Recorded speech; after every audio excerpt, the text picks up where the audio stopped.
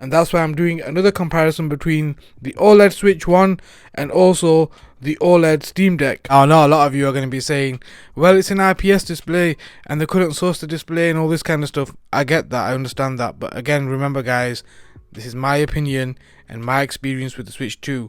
Now, the major issue I have with the screen is that it is an IPS display. You're right.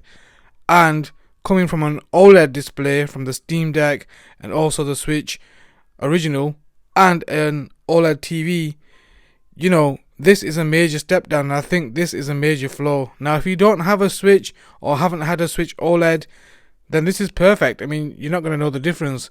But when you've been spoiled with OLED, this is a downgrade, and it's one that's really obvious to me, and it has really bugged me because the screen itself is not bright at all. It just feels like I'm always struggling to make the screen brighter, and it's always in the back of my head like, oh, the screen doesn't seem bright enough.